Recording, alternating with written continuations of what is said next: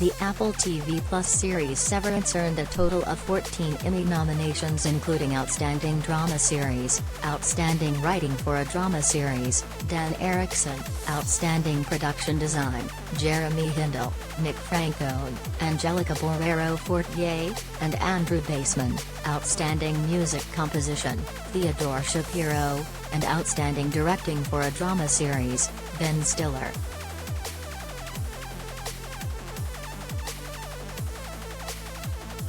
From all the accolades, it's surprising that the project took years to come to fruition, as did finding the perfect tone for the show, which was born after assembling the perfect group of creatives who trusted their instincts along the way.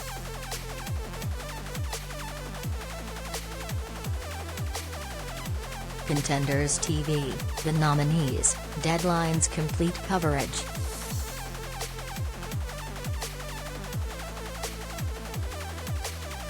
It was a long period from the time we first got Dan's script to the time we were in production. It was a number of years. A lot of the time during the process we didn't even know if we were ever going to make it, Stiller said during the show's Contenders Television, the nominees panel. As in development, a lot of the time, you have an idea or a project you're thinking about, and you go through these steps along the way. For Dan, it was his first time doing that. Thinking through if this would be a series as the story went on, what would it be? In terms of solidifying the tone, I don't think that happened really until you finally are putting it together. There are so many elements that can affect that, and you have an idea in your head of what you think it is, and then you take your best guess with what feels right, then it becomes what it is through the editing, production design, and the actors, especially, who really imbue it with this reality, and then you feel it. For me, that's when it really solidified it for me.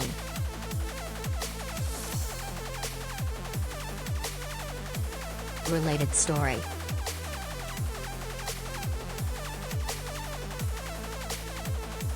Deadlines Contenders Television, the nominees is underway.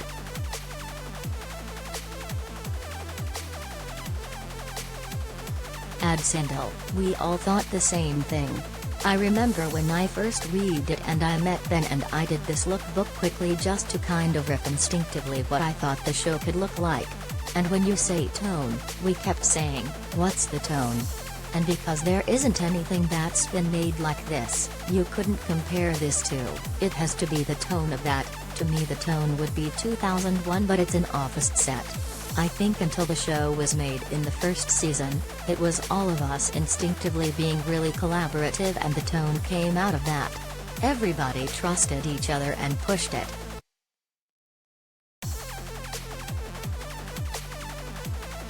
Shapiro had an electronic sound that stood out during the creative process that didn't hit the right note, until he tried it out on the piano.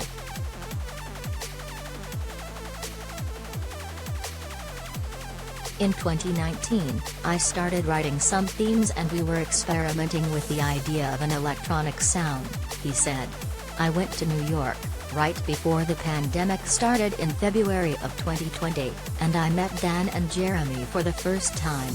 Then Ben and I listened to the stuff I had been writing, and he kept focusing on this one section of this electronic piece, and I was like, oh, I gotta do something with that.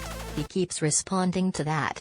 So when I got back home to LA, I sat down at the piano and took that chord progression and started playing it, and it came out exactly like the beginning of the main title.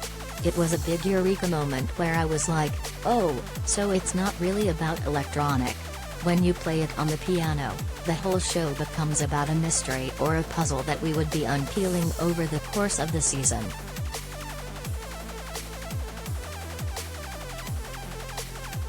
With all of the magic parts in place, the response has been overwhelming for everyone involved, especially creator Erickson, who teases how much of the fan theories factor into Season 2.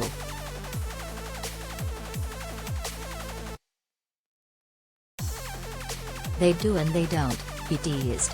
I've definitely spent a good amount of time on Reddit and all these other sites, and when people who know who I am, which is not a lot of people, but those who do will come up and suggest things.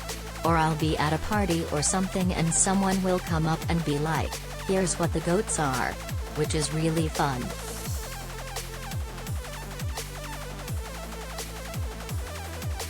In many cases, I'm a little humbled by how good the ideas are, but we're at the point now in crafting the second season where we've sort of honed in and solidified what we're gonna do on a lot of this stuff. So, I've had to take a little bit of a step back and stop reading these amazing, brilliant theories because they make me second guess what we've come up with. It's so cool, and the fans of the show have shaped what the show is. They're, in a way, the final ingredient of the creative process, which is how they interpret it and how is it understood by people. So that's been fun to watch.